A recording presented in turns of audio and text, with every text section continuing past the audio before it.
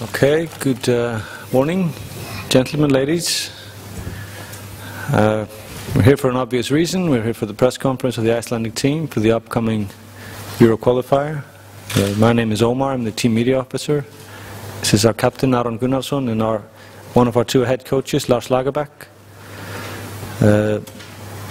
Please feel free to ask questions in English if you like. We're not Dutch speaking, so I know the Dutch are generally speaking English quite well, so we will do fine, I think. Our Icelandic media will obviously ask our player in our own language, in Icelandic, and I will do my best to summarize. I'm not a professional translator, but I'll summarize what he says instead of a direct translation. So, just to open up, I'd like to ask our coach Lars to share with us his thoughts about the upcoming match. What are his expectations? Lars. It's always good morning, or whatever it is today. It's maybe a good day, I don't know.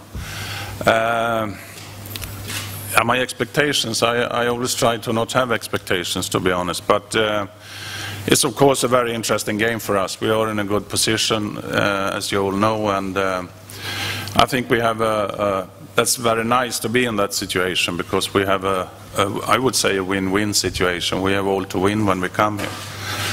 But we know it will be a tough game. You just look upon the record that Holland has at home, so we know it will be a tough game, and you have a good team. But as I say, you always have a realistic chance to win in football, and I think if you look upon the record for this qualification, I think that we have shown that it's a really good team today. I mean, we have been working together for 4 years now, so I'm very satisfied with what the players have done so far, and we're taking step all the time, as you can see from the results. So I think we have a fair chance to maybe upset the Dutch a little bit tomorrow.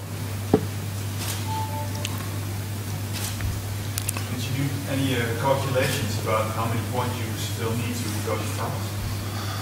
No, I think most people probably looking at that, but when we are together with the players, and for me personally too, I mean, I always try to focus on our own matches, and we don't know what happened in the other matches. So we know what we said to the players. We try always to go out from facts, that if we have 9 points from these 4 matches, no one can pass us. So that's the situation for the moment. But if we then need 6, 7 or 8 points, I don't know. So we try to focus on the game only, and see if we can take 3 points now, then we have an even better position.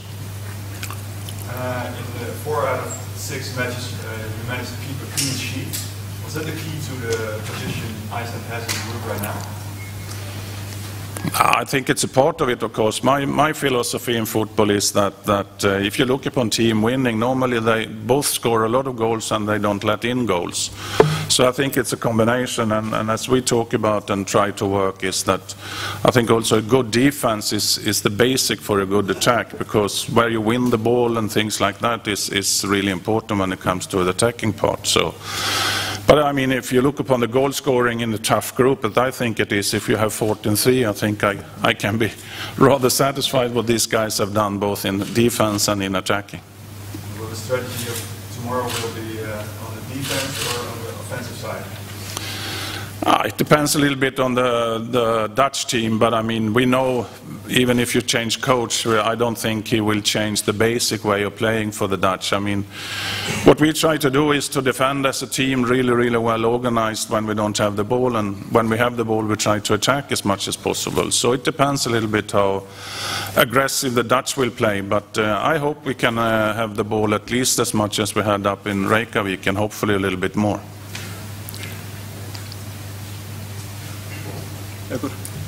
Aron, ég veit að það tók allir þátt í æfingum, allir í fangaskóm á æfingum í gær.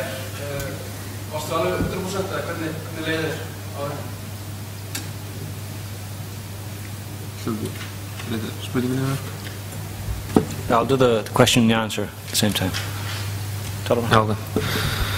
Jó, menn eru klárir. Æfðu allir í gær og hópurinn fitt og ferskir, náttúrulega fyrir utan Emma náttúrulega datt úr hóp,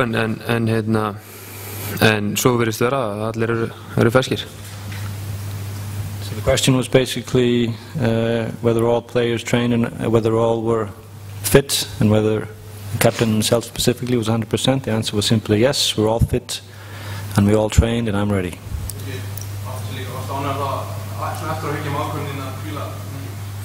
Já, það var náttúrulega ekkert mín ákvörðun. Það er náttúrulega ákveðin protokól í klúbnum, ef þú æfir ekkert fyrir leik þá ferðast ekkert með liðinu, þannig að já, ég meina auðvitað þurfti ég bara á hvíld að halda, þarf að ná mér af meiðslum sem ég er búinn að vera, sem eru búið að vera að hrjá mig upp á síðkasti og ég finn ekkert fyrir þessu núna og 7-13 að haldist þannig. Just follow up, were you pleased to get a break on the weekend, not playing for your club? Answer is obviously it helps. It's good to get a rest from a couple of injuries that have been bothering the player, and he is prepared and ready for the match. Yes? Was the home game against Holland, was it a turning point in Iceland's soccer history in terms of self-confidence? You're asking me? No, Aron. Oh. Aron, sorry. That's better. It was it was a great result for us. No one actually thought that we were going to beat Holland at home. We did it, and we played well that game, and I think we deserved something from that game.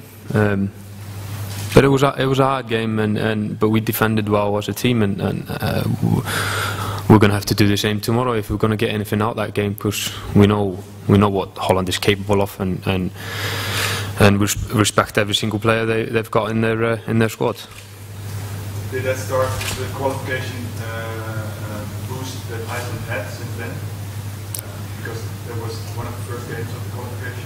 Yeah, of course. I mean, we started well, and then we had a bit of a dip against Czech Republic away.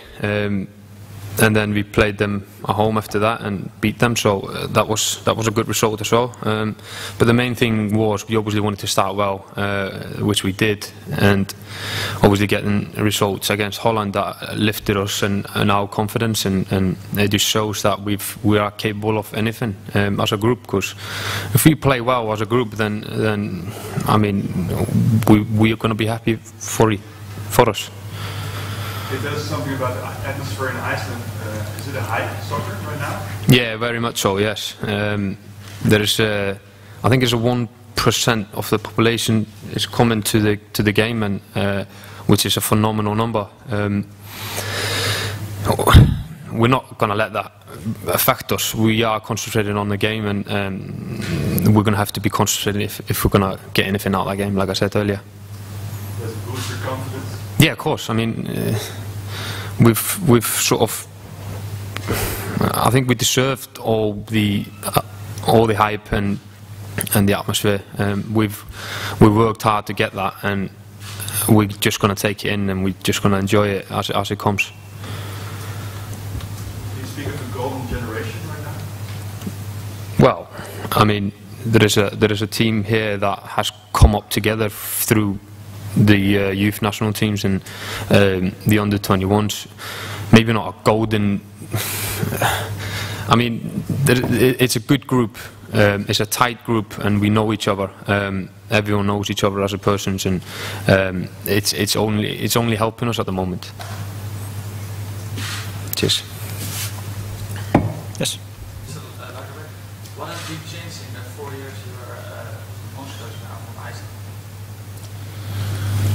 Yeah, it's a little bit difficult, as I didn't know exactly what they did before me, but I mean, all the years with Sweden we have a tight connection in the Nordic countries when it comes to coaching, education and things like that, so I know the Icelandic team. I think it's a combination of many things. I think Aron was with the national team before me, so if you spoke specific about that, it's difficult for me to say, but I mean, they're getting more and more. There are still semi-professionals in Holland, but I mean, they got the 7 full-size indoor halls since 15 years or something.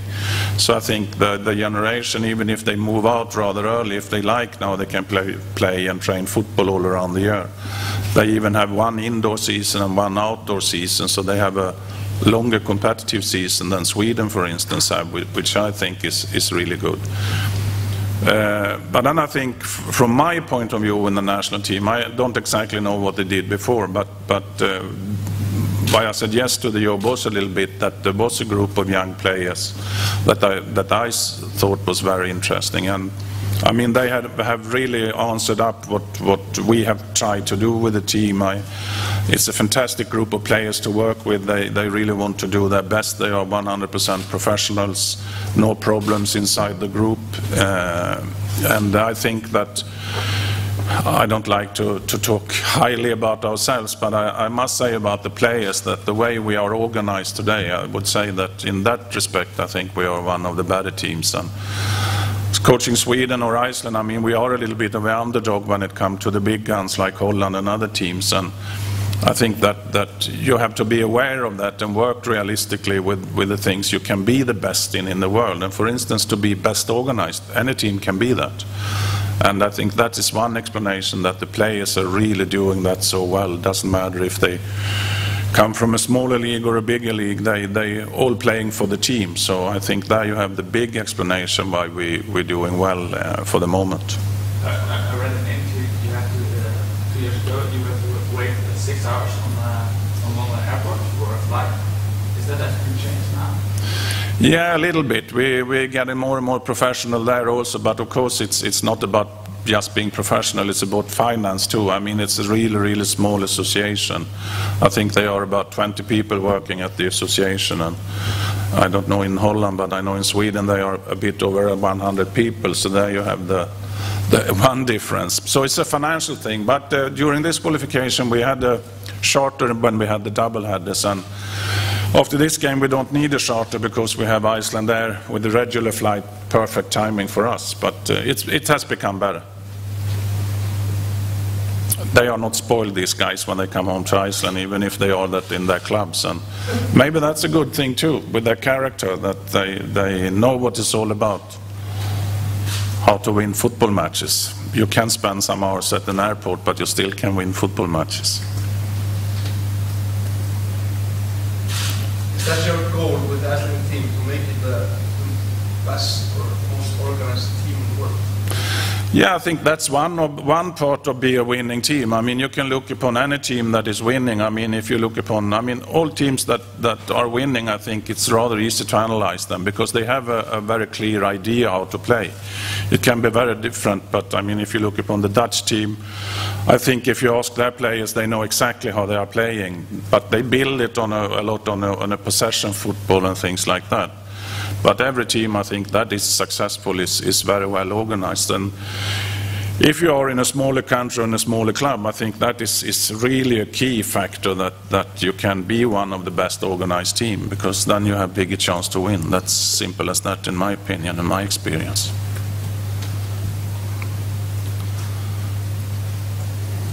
If you qualify for the European Cup, is that one of your greatest achievements in your career, I suppose? Yeah, it's definitely special, I think. I mean, every time I've been to the finals, I mean, that's something fantastic to experience. First of all, being qualified, but then to experience the finals too. But of course, with this group, both the country, of course, a small country, but especially also I really feel a lot both for the players, and it's a fantastic country in many ways, so I recommend you to visit it. It's an interesting country and a nice country. So in that respect it would be, of course, a little bit more special. I would love to go with Aron and his colleagues to the finals. Is it true that you're not going because you're going with retirement? Yeah, if I should retire, I really don't know, but I have a contract that is ending. If we not qualify, it stops at the end of the year, but if we qualify, it's prolonged 6 months. So I will be there if the team will be there, if they don't sack me.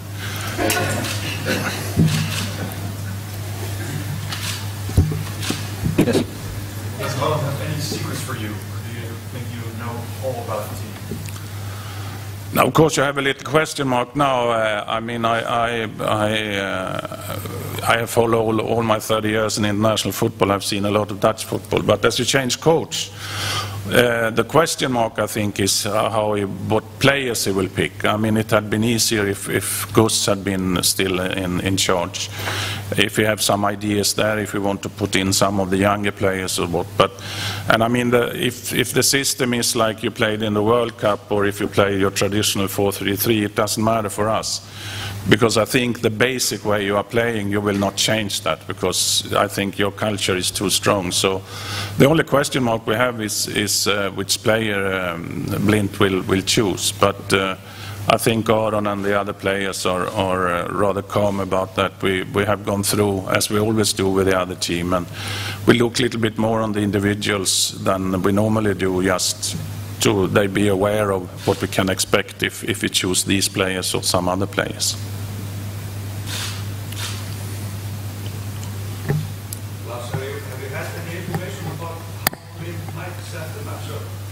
No, I don't have any information about that. Of course, I hear a lot of speculation through you and your colleagues in media, but I don't think Blint is going that way to inform you about how he's going to pick his team. So we'll see that 90 minutes before the game. You guys know something you can share with us? No? Okay. We didn't thought that either. For the video before the Czech game, you had some influence in the song choice. You chose a PG songs. Have you chosen a song, Goldie for the own choice to listen to? No, you shouldn't ask me if it's had any influence, but that's a traditional routine we have created to, just before we go to the stadium, that we put together some kind of a video. And this is the only time I choose it, not because I'm a fan of the group, but I thought the lyrics was rather good for them. I hope that they took a positive mind. I don't know if these things have a big influence. I think when it comes to when the referee blow the whistle, I think it's all is gone. I mean, but I think all the small things you do in a group and what they do together is important for the whole environment when you come to the game. But as someone said when we had the press conference releasing the squad, that these guys wasn't born when they were popular, so I don't know if they. But they haven't hit me on my nose or anything because of that music. Which BG song was it? Yeah, it was a BG stuff. Which song? You Win Again, I think it's called. I can't say they are my favorites, but nothing wrong with them anyway.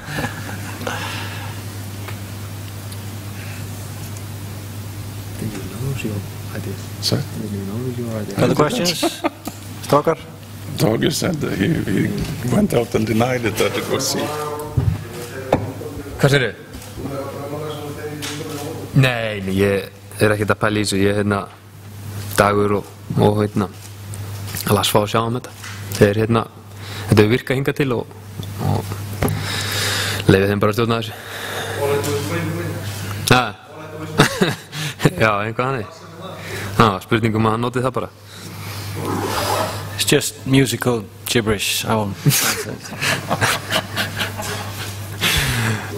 I can tell you otherwise that the music in the dressing room is awful, so that's my opinion, but I don't interfere in that. It's not my iPod. As long as they are winning, they can play whatever they like. Skiptir á miklu máli að þið komið hérna á fyrir fram að 90.000 mann sem á allir á móti ykkur. Þið náðu að halda Hollandi og að verið þarna á Lögðarsvelli. Hversu miklu máli það skipta munur á þessum leikum? Ég held að samt að í rauninni flestallir í okkar liði eru vanir í að spila fyrir framann kannski 30-40.000 manns og ég held að þetta sé ekkert í rauninni að fara að skipta okkur neitt máli. Þetta gæti í rauninni bara unnið með okkur ef við náum að halda þeim í skefjum í dágóðan tíma og þá kannski vera áhorfandinn pirraðir. Þeir fara kannski að flýta sér aðeins meira og þannig að þetta gæti unnið svona á báða vegu en ég held að það sé ekkert að fara að skipta neinu þannig sé málið. Þetta bara þeir vita að þeir séu heimalli, þeim líður vel hérna, við höfum séð það. Þannig að við þurfum að vera eins og við erum búin að tala við þurfum að vera þéttir og samvinnan í liðinu þar kemur til með að skipta gríðarlega miklu máli. So the question was respecting 50,000 plus fans, most of them obviously being Dutch. Does it matter? Will it have an effect on the way that Iceland will play? And the reply was that, well, most of the players are used to it anyways, playing in front of 20,000, 30,000 every week, so no issue really. It really just motivates us. Otherwise, as you know, there's a home and away factor in football, but otherwise it's just a motivating factor to play in front of so many fans. Maybe they'll get frustrated if we are organized and start frustrating the Dutch players. Bæði Zagreb og Tékklandi, svo síðustu tveir stóru undirleikirnir sem við spilum. Erum við búin að fara að vera yfir þessa leiki og læra frá því? Já, ég meina við erum alltaf í þessu til að læra og þeir leikir voru náttúrulega erfiðir og við þurfum, eins og segir, við þurfum að læra af þeim. Við þurfum að læra að stjórna leiknum aðeins betur þegar við höfum boltan en eins og ég segi, þetta er allt annað leikur heldur en nokkuð tíman á Laugardalsvelli á móti Hollandi, en þeir kannski hafa þetta búst sem að þeir fengu með nýja þjálfara og það verður svona annarkvort búst eða ekki, það kemur bara í ljós. Þeir eru náttúrulega heimavalli og eru búin að vera sterkir á heimavalli, þannig að þetta verður erfiður leikur og við þurfum, eins og þú segir, við þurfum að læra af þessum leikjum sem við spilum í Zagreb og Tékklandi. So asking about some difficult away matches in the recent years, for example, the second leg of the playoff of the World Cup in Zagreb, which we lost. Can we take something from the matches like that, learning something? Well, the reply was that, well, we're always learning. We need to learn to control matches better, to stay calm on the ball and keep passing it. The Dutch have a new coach, playing at home, so it's going to be a tough game, obviously. Ended in a bit of a cliché there, didn't it? Mm. Yeah. Which is good, always. Yeah, you have to say that. Yeah. Pick the starting 11. If not, are you going to inform the squad? They probably will get it tonight, but otherwise tomorrow. If we have a training now, so we see what happened there. But in our minds, we have the starting 11 quite ready. So we pick the players that have Emil? Sorry? You pick the players that have Emil coming to the start? Yeah, instead of Aron and some others.